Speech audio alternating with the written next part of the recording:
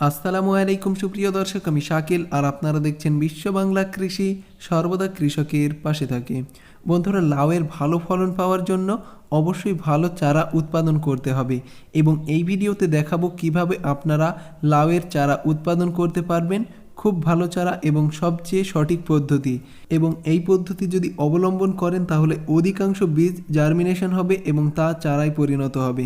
এখানে যে চারাটি দেখতে পাচ্ছেন এটা নতুন একটি কৌশলে উৎপাদন করা। আপনারা যদি এই ভিডিওটি শেষ পর্যন্ত দেখেন তাহলে আপনারাও এই নতুন কৌশলটি অবলম্বন করতে পারবেন এবং খুব ভালো চারা উৎপাদন করতে পারবেন। বন্ধুরা, এখানে চারাটি একটু কেয়ারলেস আছে, এর কারণে এমন দেখতে হয়েছে, কিন্তু রোপণ করার পরে চারাটি খুব ভালো দেখতে হয়ে যাবে। বন্ধুরা, এই চ্যানেলে যদি আপনারা নতুন হয়ে থাকেন তাহলে অবশ্যই চ্যানেলটি সাবস্ক্রাইব করবেন এবং পাশের নোটিফিকেশন বেলটি অন করে দেবেন। তো চলুন বন্ধুরা, শুরু করা যাক।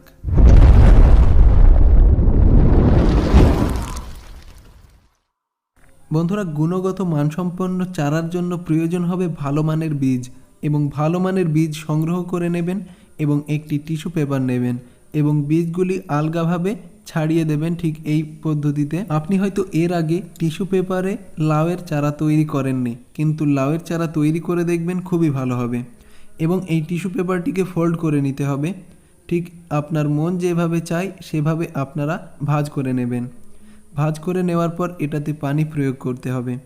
বন্ধুরা, যে কোনো পানি আপনারা প্রয়োগ করতে পারেন এই টিস্যু পেপারটি ভেজানোর জন্য এবং লক্ষ্য রাখতে হবে টিস্যু পেপারটিতে খুব বেশি যেন পানি না থাকে এবং খুব কমও যেন পানি না থাকে, তাহলে বীজগুলি জার্মিনেশন হবে না। বন্ধুরা, আপনারা যদি ডাইরেক্ট লাউয়ের বীজ বপন করে চারা তৈরি করতে চান সেই সংক্রান্ত ভিডিও দেওয়া আছে, আপনারা চাইলে আই বাটনে ক্লিক করে বা ডিসক্রিপশন বক্সে লিঙ্ক দেওয়া থাকবে, সেখান থেকে ভিডিওটি দেখতে পারেন। এরপরে ফোল্ড করা টিস্যু পেপারটি এয়ারটাইট কন্টেইনারের মধ্যে 5 দিন রেখে দেবেন। বন্ধুরা, ফিরে আসলাম 5 দিন পর। এবার খুলে দেখব এর অবস্থা। অবশ্যই দেখতে পাচ্ছেন টিস্যু পেপারের কালারটি চেঞ্জ হয়ে গেছে। এবার আমি এটাকে খুলে নিচ্ছি। এর জার্মিনেশনটা কেমন হয়েছে সেটা অবশ্যই দেখব এবং যদি বীজগুলি জার্মিনেশন না হয় তাহলে আরও 2-3 দিনের জন্য রেখে দেব। বন্ধুরা, ইতিমধ্যে দেখা যাচ্ছে অনেকগুলি বীজ জার্মিনেশন হয়ে গেছে এবং একটা বিষয়, এই বীজগুলি 2 বছর পুরনো, তবুও এই বীজগুলি খুব ভালো জার্মিনেশন হয়েছে, যেটা আপনারা অবশ্যই দেখতে পাচ্ছেন। এখানে 2টি বীজ জার্মিনেশন হয়েছে এবং এটাতে সামান্য পরিমাণে একটু অঙ্কুরিত হয়েছে, এটাও সামান্য পরিমাণে অঙ্কুরিত হয়েছে। আপনারা এইভাবে আরও 2-1 দিন রেখে দিতে পারেন, তাহলে আরও বড় শিকড় বার হবে। বন্ধুরা, এই বীজগুলিকে আমি এবার রোপণ করব। অবশ্যই রোপণ পদ্ধতিটা আপনাকে দেখতে হবে। এখানে আমি একটা পলিথিনের পিপিতে মাটি নিয়ে নিয়েছি। এই মাটির মধ্যে বীজ রোপণ করব। সমপরিমাণ জৈব সার এবং সমপরিমাণ মাটি ব্যবহার করবেন, আর কিচ্ছু প্রয়োগ করবেন না। রাসায়নিকে তো একদমই যাবেন না। এরপরে সামান্য একটা গর্ত করে এই বীজগুলিকে এইভাবে বপন করে দেবেন।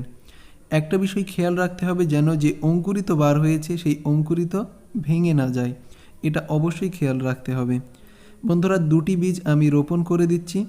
এই বীজগুলি রোপণ করার পর এটাতে পানি প্রয়োগ করতে হবে, তাহলে 2 থেকে 3 দিনের মধ্যে এটা চারায় রূপান্তরিত হয়ে যাবে, যেটা আপনারা এই ভিডিওতে আপডেট সহ দেখতে পাবেন।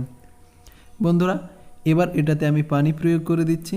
আপনারাও ঠিক এই পদ্ধতি অবলম্বন করবেন এবং এই ভিডিওতে কোনো জায়গা যদি বুঝতে অসুবিধা হয় তাহলে অবশ্যই কমেন্টে জানাবেন এবং এই ভিডিওটি আপনার বন্ধুদের সাথে অবশ্যই শেয়ার করবেন। বন্ধুরা, আমি 2টিতেই পানি প্রয়োগ করে দিচ্ছি। এটাতে পানি প্রয়োগ করা হয়ে গেছে। এরপর আমি ছায়া জায়গা এটাকে রেখে দেব আর 3 দিন পর আপনাদেরকে দেখাচ্ছি। বন্ধুরা, অবশ্যই দেখতে পাচ্ছেন বীজটা উপরে চলে এসেছে এবং এটা থেকে নতুন গাছে পরিণত হবে। অবশ্যই দেখতে পাচ্ছেন খুব ভালো চারা তৈরি হয়েছে এবং আপনারাও এটা ট্রাই করতে পারেন। 100% আপনারাও সাকসেস হবেন, এটা আমার গ্যারান্টি।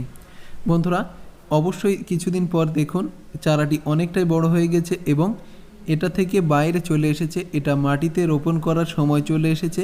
এটা কিভাবে মাটিতে রোপণ করতে হয় সেটাও আমি আপনাদেরকে দেখাবো বিস্তারিত এবং এই গাছে ফল ধরবে। আপনারা অবশ্যই এই চ্যানেলের সাথে থাকবেন। বন্ধুরা, ভিডিওটি যদি ভালো লাগে তাহলে অবশ্যই লাইক করবেন এবং এই চ্যানেলে নতুন হয়ে থাকলে অবশ্যই চ্যানেলটি সাবস্ক্রাইব করবেন এবং পাশের নোটিফিকেশন বেলটি অন করে দেবেন। বন্ধুরা, ধৈর্য ধরে এই ভিডিওটি শেষ পর্যন্ত দেখার জন্য আপনাদেরকে অসংখ্য ধন্যবাদ। আবারও দেখা হবে পরবর্তী নতুন ভিডিওতে। থ্যাঙ্কস ফর ওয়াচিং বিশ্ব বাংলা কৃষি।